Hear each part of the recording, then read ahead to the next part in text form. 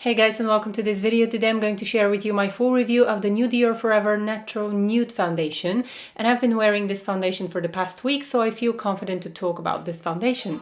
If you're new to my channel, welcome. I love talking about luxury beauty and I like to share with you my honest opinion on the latest luxury beauty releases.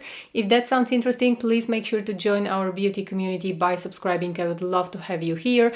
If you're returning, welcome back, dear friends. You know that I've been testing this foundation, so today I am going to be sharing with you my thoughts. First of all, I would like to say a few words about the foundation, and I want to analyze the ingredients because this is supposed to be a skin-caring foundation.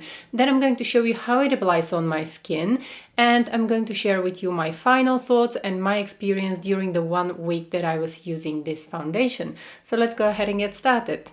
The new Dior Forever Natural Nude foundation comes in 17 different shades and it retails for $52 US. You're getting 1 fluid ounce of product, which is the standard amount of foundation that you're going to get.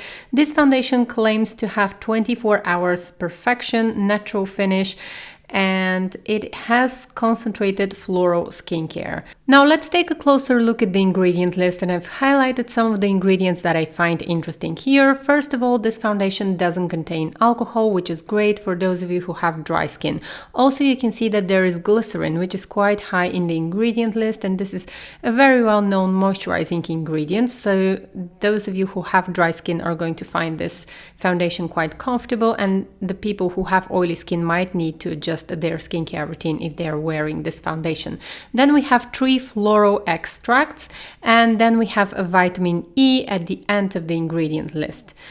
Also, this is a Dior foundation, so we have fragrance, which I've highlighted in red color, which might be a little bit irritating for anyone who is sensitive to fragrances, but the scent of this foundation, I find it actually very pleasant and not too overpowering. Overall, looking at the ingredient list, I think this is going to be a good foundation for anyone who has dry skin or dehydrated skin. I think you're going to find this foundation quite comfortable. Now I wanted to show you a close-up of the packaging, which I personally like a lot. The white cap looks very elegant and it doesn't get dirty. So I had some concerns that it might get dirty, but it actually, you can easily wipe that packaging. So this is how the foundation looks. It comes in a really nice bottle. It has a pump, and the consistency of the foundation is quite creamy. It's not thick, it's not runny, it's somewhere in the middle, and it applies very easy with a brush or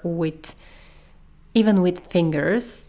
I've tried to apply the foundation with fingers. I haven't tried it with the beauty blender because I never apply foundations with beauty blender. For some reason, for me, beauty blenders don't work. So this is up close how the foundation looks.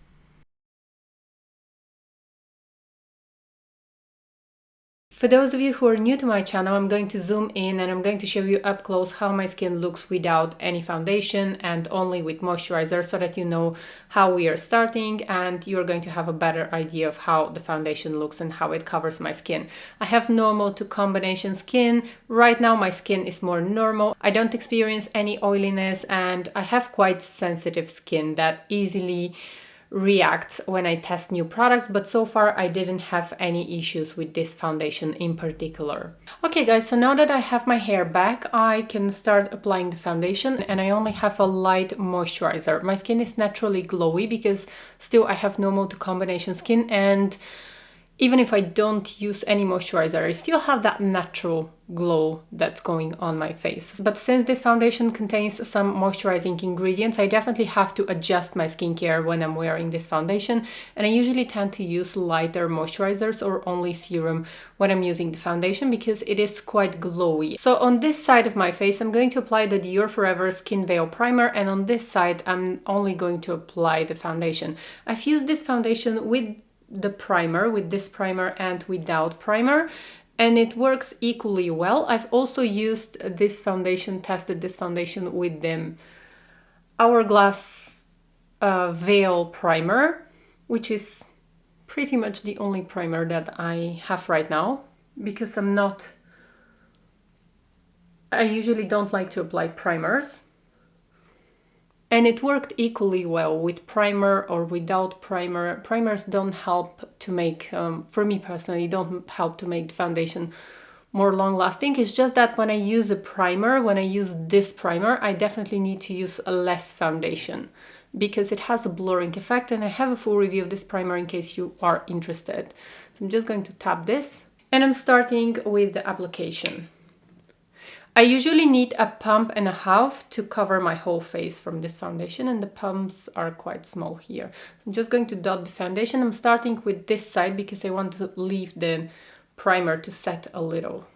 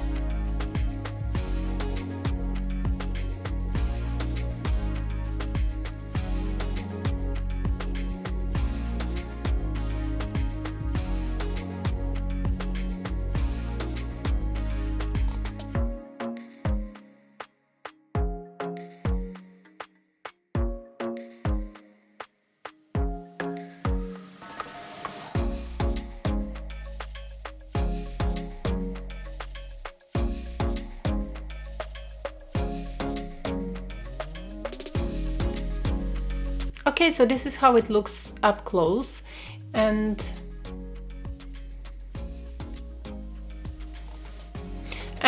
here I would usually use a little bit of the foundation and apply also under my eyes a little.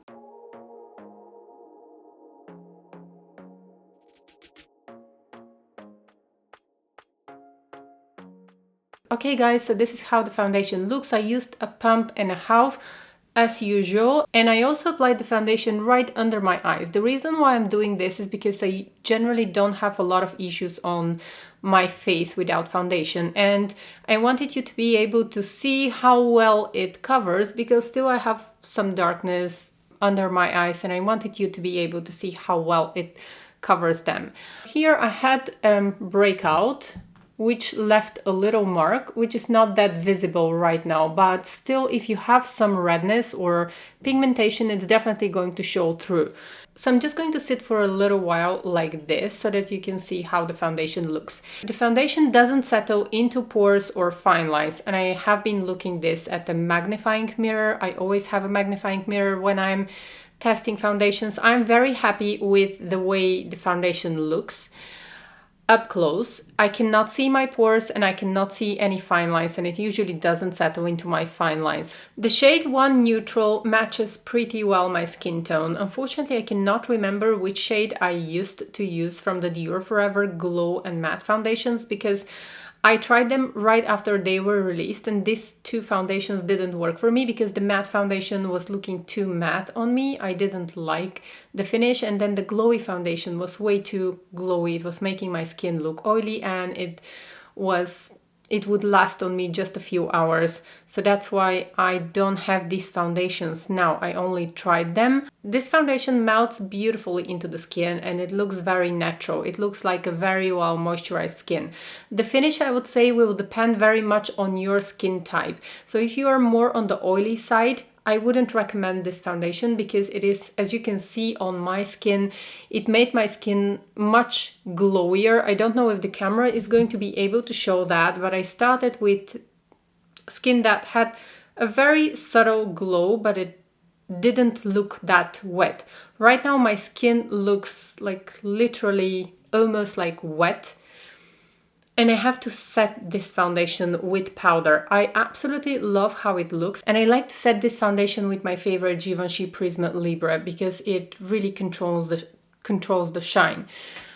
Now, right now it is quite glowy or oily. I don't know, guys. Let me know what you think in the comments below. However, I like the fact that it doesn't settle into pores, because with this kind of glowy foundations, they're usually going to emphasize some texture on the skin, and they don't look very flattering on the skin. Right now, when I look at myself in a magnifying mirror, it looks like I'm just very, very well moisturized, and it doesn't really look bad. It looks actually quite good. Personally, I like this foundation.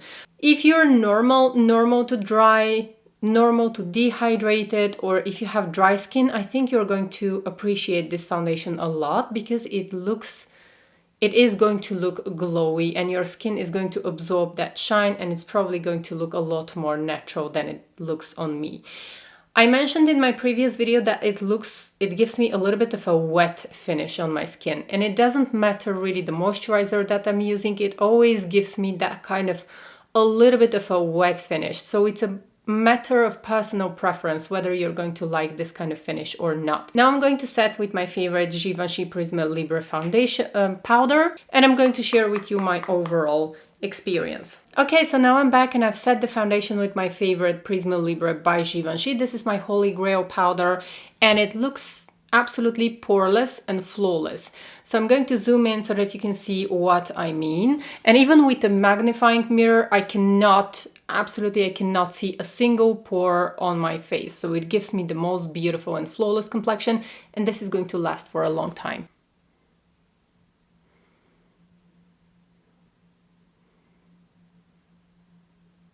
And here we are. So I only applied a little bit of blush and I added a statement red lipstick because I want to take a break from eye makeup. My eyes are quite sensitive, so that's why I often will get a break from eye makeup. Now back to the foundation. I really like it. I've tried the foundation also without setting it with powder and it lasts very well on me. It lasts approximately 6 hours or so before starting to wear off, but it doesn't look flattering. As one of you commented, it looks oily. Yes, it does look oily if I don't set it with powder, but this will happen for me personally. This will happen with a lot of foundations, with most foundations that have glowy finish. I have to set them with powder because, as I mentioned in the beginning, I have normal to combination skin. Still, I have the combo skin DNA, if we can call it that way. So I still need a mattifying powder with most of the foundations to have that really poreless effect. So this is the effect that I like. And if you've watched my previous video where I reviewed the Dior Backstage powder, it looked cakey on me. It just looked like I have makeup piled on. This is the effect that I don't like, and this here is the effect that I'm looking for. Right now, even when I look very up close, even when someone is sitting very, very close to me, they will never know that I'm wearing... I mean, they will probably notice that I'm wearing foundation, but still, if you're sitting very close to me, you're not going to see pores on my face, or you're not going to see cakey makeup sitting on top of my face.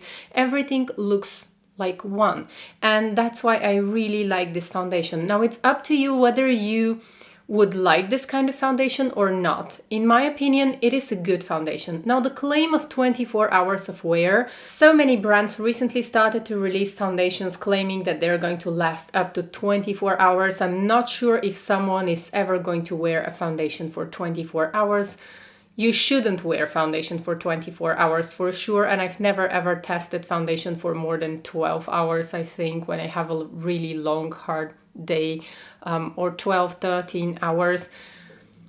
I've tested this foundation for 10 hours and it wears very nice on my skin. As a person who has normal to combination skin, I would absolutely not wear this foundation in the summer months. I would only use it in the winter months, and then probably in the fall season it's going to be a good foundation.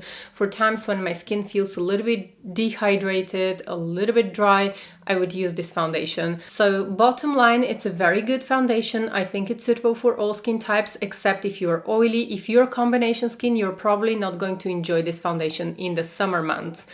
For the winter months, I think that even if you are normal to slightly combination, you're going to enjoy this foundation, but still you will have to set with powder. Okay guys, and that was all for today's video. Of course, I'm going to check in after a few hours. I'm going to do a few checks just so that you can see how the foundation wears. But that was all that I had to say about this foundation. Overall, I'm quite happy with the performance of this foundation, and I think it's going to be excellent foundation for me for the winter season. Thank you so much for watching. Please don't forget to subscribe and turn the notification bell on so that you don't miss future videos. Also check out my blog at angelavanrose.com and follow me on Instagram. I hope to see you in my next video. Take care. Bye. Hey guys, it's been 2 hours after I applied the foundation, and I'm going to zoom in so that you can see how the foundation looks. Pretty much nothing has changed really.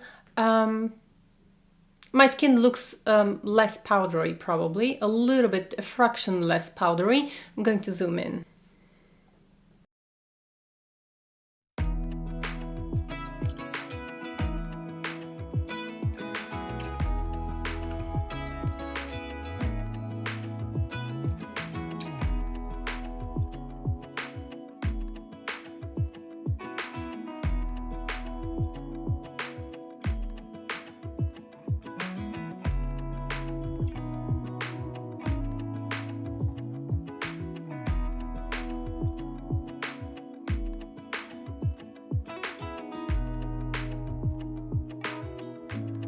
Hey guys, this is going to be my last check, and it's been 9 hours since I first applied the foundation. I haven't touched my face, I didn't blot, I didn't do anything, and I just wanted to show you how oily it gets.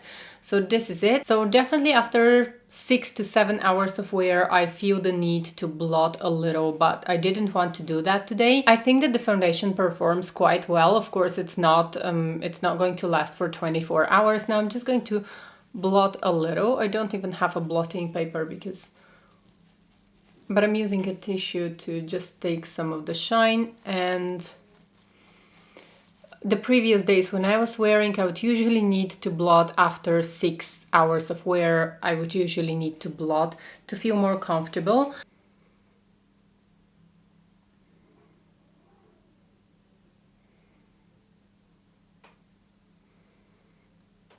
So once again, thank you so much for watching. I hope to see you in my next video. Bye.